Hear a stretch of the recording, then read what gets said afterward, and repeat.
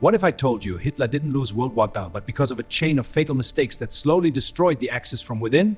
At one point, Germany controlled most of Europe, Japan dominated Asia, Britain stood alone, and many believed Allied defeat. So how did the Axis go from unstoppable conquest to total collapse?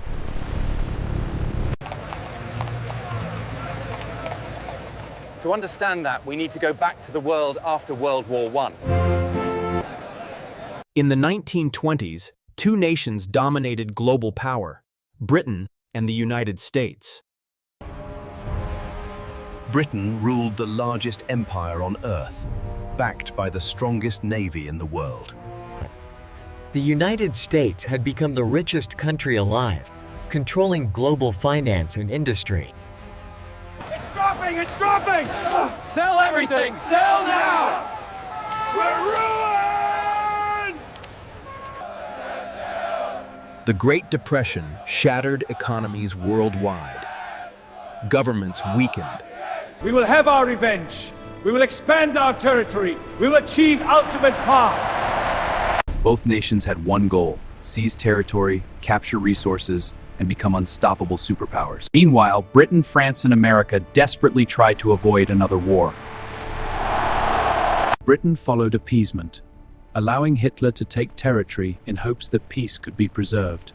Britain followed appeasement, allowing Hitler to take territory in hopes that peace could be preserved.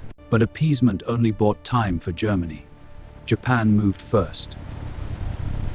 In 1931, Japanese forces invaded Manchuria, then launched full war against China. Their early victories were brutal. Entire cities were devastated. Millions of civilians died. Yet China refused to collapse. At the same time, Hitler expanded step by step, first the Rhineland, then Austria, then Czechoslovakia.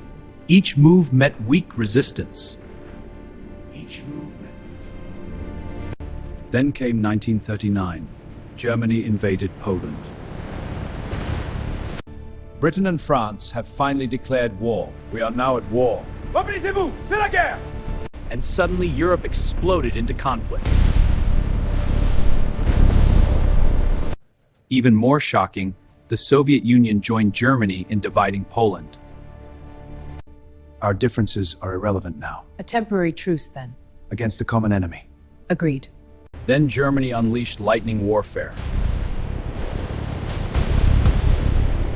In only 6 weeks, France collapsed. The line is breaking! We must retreat! It's over. The city is lost. Europe watched in disbelief.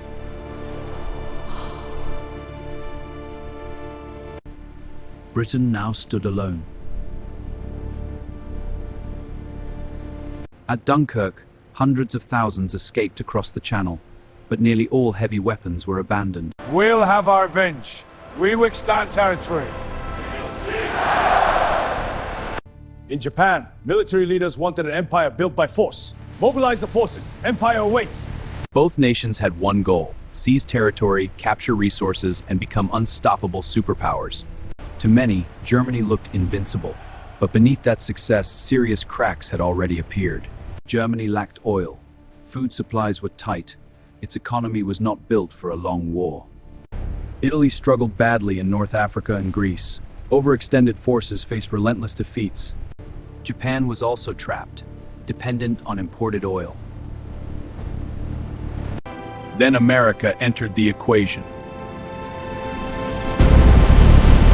The United States remained officially neutral, but it became the industrial engine behind Allied survival. Weapons, ships, food, aircraft, all began flowing through Lend-Lease. For the Axis, this was dangerous. Japan responded by taking French into China. America answered with an oil embargo.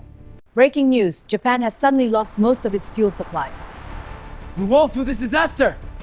Now both Germany and Japan faced the same terrifying reality: win fast or collapse slowly. So in 1941, both gambled everything. Hitler invaded the Soviet Union. It was the largest land invasion in history. Deutschlands Feinde werden bald am Boden liegen. Der Sieg ist nah. Instead, they found endless distance, brutal resistance, and Soviet industry moving east beyond their reach. Factories were dismantled and rebuilt behind the Ural Mountains. Soviet production never stopped. Winter arrived. German forces froze outside Moscow. Their goal was simple: cripple America before it could react. At first, it worked. Japan expanded rapidly across Southeast Asia. But Pearl Harbor awakened something far larger than Japan expected: American total war. America, the Soviets invade so from half mines. American factories began producing weapons at a scale never seen before. Bombers rolled out almost every hour. Ships launched faster than Germany could sink them. Then came 1942, the turning point. A tide is turning. At Midway, America destroyed 4 Japanese carriers. Japan never fully recovered. At Stalingrad, Germany lost an entire army. The Eastern Front became a death trap. Now the Axis faced exactly the kind of war they could never win. A war of attrition. The Allies had more people, more oil, more steel, more food, more factories. At sea, German U-boats nearly strangled Britain. But Allied convoys improved. Radar improved. Long-range aircraft closed the Atlantic Gap. By 1943, Germany was losing the Atlantic, and losing the Atlantic meant losing the war.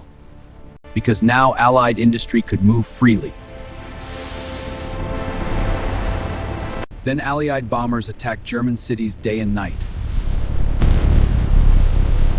Factories were shattered, production scattered, pilots lost faster than they could be replaced. Japan faced similar destruction. American submarines cut supply lines, disrupting a decisive strike in the naval war. Inexperienced air crews entered Lursen. Then came 1944, D-Day in the West. Operation Bagration in the East. Germany was crushed from both sides. The Allies now outperformed the Axis not only in numbers, but in logistics. American trucks moved armies faster than German horse transport ever could. Withdrawals are defeatist. Meanwhile, Hitler made fatal strategic errors. He refused withdrawals. He ignored generals. He believed his instincts were superior. Those decisions destroy entire armies. Even then, Germany and Japan refused surrender. Japan launched kamikaze attacks. Germany invested massive resources into V-weapons instead of tanks and aircraft. Meanwhile, the Allies developed something that would redefine warfare forever: the atomic bomb. In May 1945, Germany surrendered, but Japan continued. Then Hiroshima, then Nagasaki. At the same time, Soviet forces invaded Manchuria. Now resistance became impossible. In August 1945, World War II ended. Their combined strengths led to victory, because they survived long enough for their true advantage to matter: more resources. But victory came at a price paid in tens of millions of lives, and the modern world we live in today was built directly from that outcome. If you want, next we can explore one question many historians still debate: could Germany ever have actually won?